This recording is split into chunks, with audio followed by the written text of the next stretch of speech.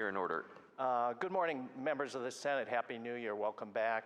Especially welcome to our new senator, Senator Rowley. I hope to get to meet you. It's been hard. We have new members come in last year, and with COVID, I feel like I haven't got to spend time getting to know some of the newer members. I apologize for that, but I hope to do better with the rest of this session in front of us.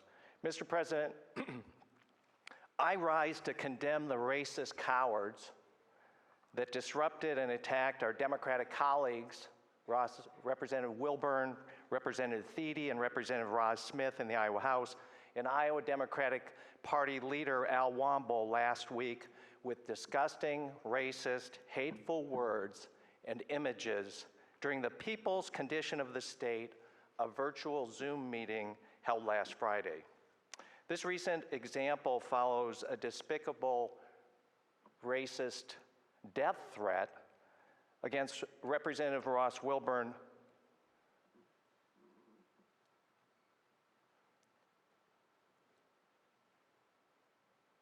This recent example follows a despicable racist death threat against Representative Ross Wilburn just a few months ago.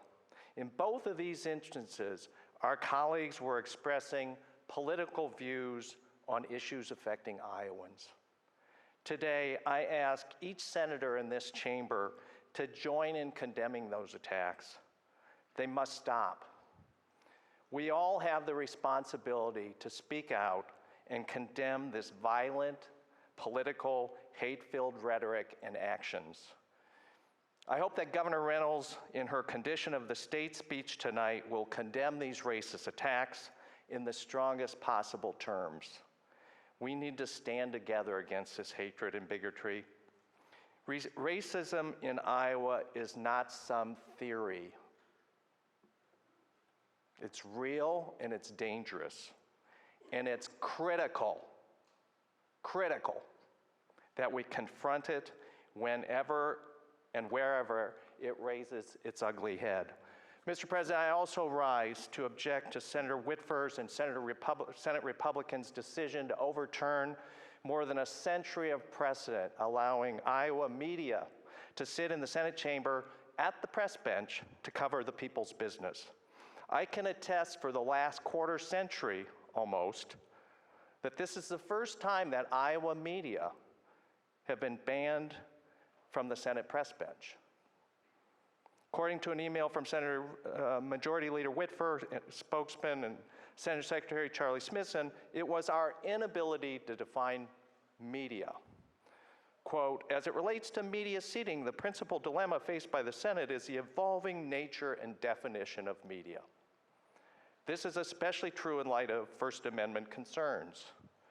As non-traditional media outlets proliferate, it creates an increasingly difficult scenario for the Senate as a governmental entity to define the criteria of media outlet. Delegating the ability to define media to another entity is ultimately still government action, whatever that means. For that reason, media seating will remain in the designated areas, in the bleachers, in the gallery.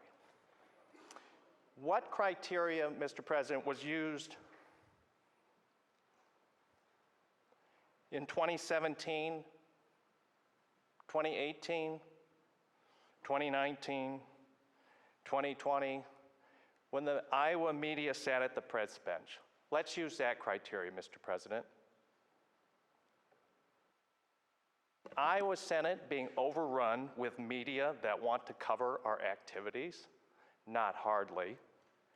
The governor, the Iowa House, and the judicial branch have all figured this out. Have you contacted them for advice, Senator Whitford?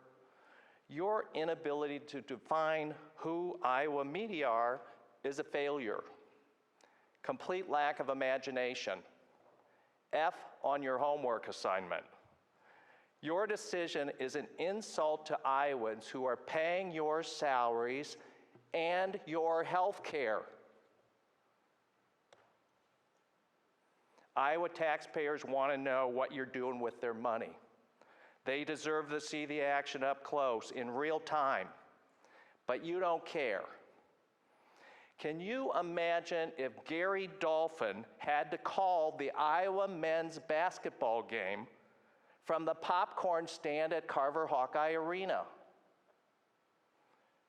For you Cyclone fans, or John Walters calling the play-by-play of Cyclones men's basketball games from the top row of raucous Hilton Coliseum. That would not last one quarter, Mr. President, before fans would revolt. Hawkeye and Cyclone fans want to see real-time, courtside reporting, just like Iowans want to see real-time, front-row reporting in the Iowa Senate. We know you don't like the press, but what and who are you afraid of, Mr. President? Are you afraid of Kay Henderson, Kathy Obradovich, James Lynch, Katie Aiken, Dave Price, Clay Masters? How about Aaron Murphy? He has a new job. Katerina Sitstarik, Stephen Gruber-Miller, Jared Strong, Jeff Angelo, Lori Bellin? Who? You are constantly telling us how bold you are and how good a job you're doing. We heard about it yesterday. Best in the country. Implementing all your bold ideas. Surely your bold tax cut plans that will continue to hollow out rural Iowa like they have for the past decade will be of interest to Iowans. The same tax policies that have created rural workforce shortages, boarded up main streets and schools consolidations, or your constant attack on Iowa school teachers. Surely you want Iowans to know all the good things you are doing with accurate, timely, real-time reporting from front row coverage. What are Senate Republicans afraid of? Your decision on blocking the press from reporting is not bold. It's not bold. Your decision is weak, and you should fix it now, Mr. President. Iowans are paying for this operation here today, and they deserve transparency, not arrogance or hubris. Thank you, Mr. President.